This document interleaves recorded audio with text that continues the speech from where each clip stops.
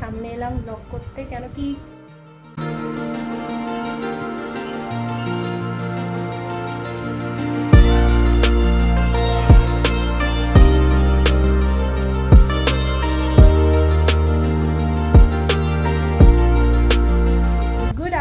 সবাইকে বহুদিন পরে আজ তোমাদের সামনে এলাম ব্লগ করতে, কেন কি কোথাও সেরকম বেরানো হয়নি। ওর বাবা গেছিলো বাইরে আর আমরাও ঘরে দুজনে ছিলাম, আর কিছু সেরকম বেরানো হয়নি বলে ব্লগ করিনি। সবথেকে ইন্টারেস্টিং ব্যাপার, আজকে হচ্ছে সানডে সব, আর এখন বাজে প্রায় একটা বাজতে আছে, দেখতে পাচ্ছ ঘড়িতে। আর আমাদের সাধারণত সানডেতে আমরা লাঞ্চ বাড়িতেই করি, যেটা নর্মালি হয়। তো আজকে হঠাৎ করে যাই না কেন, কাল থেকে বলবো, আমার খুব ছোলে ভটোরা খেতে খুব ক্রেভিং হচ্ছে। তাই বললাম চলো আজ একটু কয়েকটা মাস কাবারি জিনিসও কেনার আছে, ছোটোখাটো কয়েকটা জিনিস। ওই কারামাতে মধুর আছে ওখানে, আর সেই বাহানায় একটু ছোলে ভটোরা খেয়ে অ্যাজ এ লাঞ্চ আমরা বাড়ি ফিরবো। তো এই এক্ষুনি আমরা বেরাবো, 1টা বেজে গেছে, এমনিতে একটু দেরি হয়ে গেছে। আগে খাবো, খেয়ে তারপরে ওখান থেকে মধুরে যাব। মধুরে 2-1টা জিনিস নেবার আছে, সেগুলো নিয়ে তারপরে বাড়ি ফিরবো। তো কারামাতে আমরা গাড়ি দাঁড় করিয়ে তারপর ওখান থেকে হাঁটতে হাঁটতে অনেক, আজকে যেহেতু সানডে দুপুরবেলা দিকে একটু সানডে হলেও একটু ভিড়টা কম থাকে, বিকেল থেকে মেনলি বাড়ে।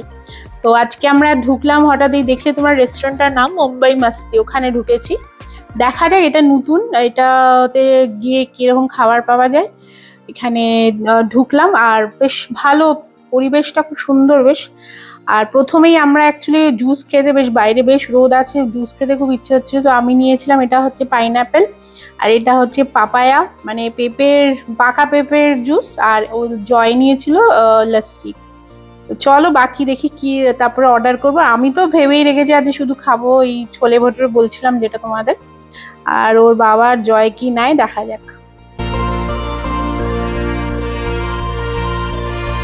তোর বাবা এটা নিয়েছে পাওভাজি রাভা ধোসা, আর আমি নিয়েছিলাম এইটা হচ্ছে তোমাদের যেটা বলেছিলাম আমি খাবোই, ছোলা ভাটুরা।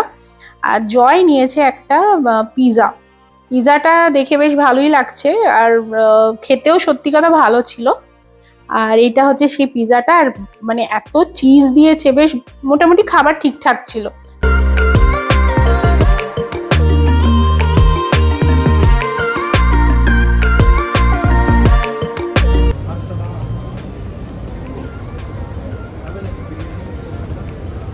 আর এই হচ্ছে সেই ফেমাস আরসালান, যেখানে বাঙালিরা মানে সব থেকে বেশি আসে, বাট আমরা বাঙালি হয়ে যেতে পারি না, কেন কি এখানে ভেজিটেরিয়ানের মধ্যে পাওয়াই যায় না। এই হচ্ছে ফেমাস আরসালান।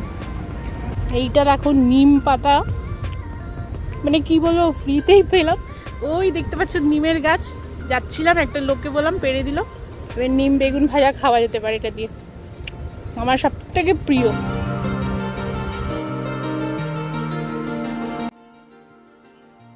তো এবার মধুরে চলে এসেছি। মধুরে আমি অ্যাকচুয়ালি মেনলি পনিরটার জন্যই আসি, না ফ্রেশ পনিরটা পাওয়া যায়।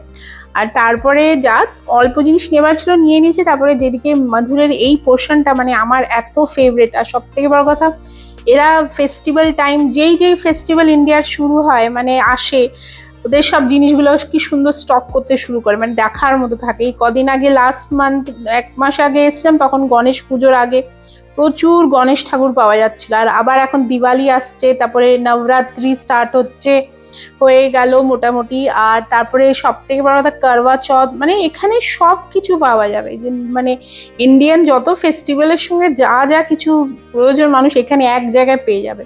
খুব সুন্দর। আর এই থালিগুলো দেখো, সব এগুলো কিন্তু সেই থালি, তোমার করবা চৌথের জন্য সব সুন্দর পাওয়া যাচ্ছে এখানে।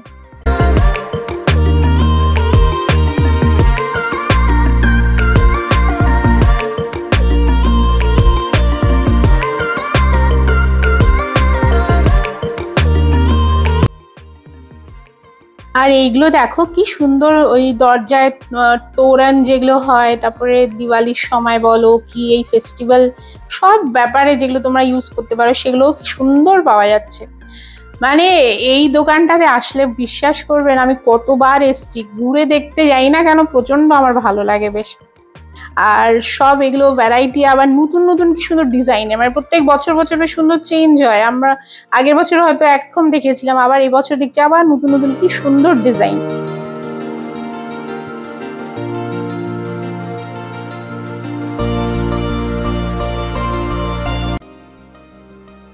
আসলে মাধুর একটা জিনিস যেটা প্রয়োজন ছিল সেটা পেলাম না, তো তার জন্য আবার আদিল, যেখানে একটা ইন্ডিয়ান সুপার মার্কেট আবার আছে, ওখানে পাশেই হচ্ছে, ওখানে আসলাম। আর চলো তাহলে এবারে বাড়ি ফিরছি।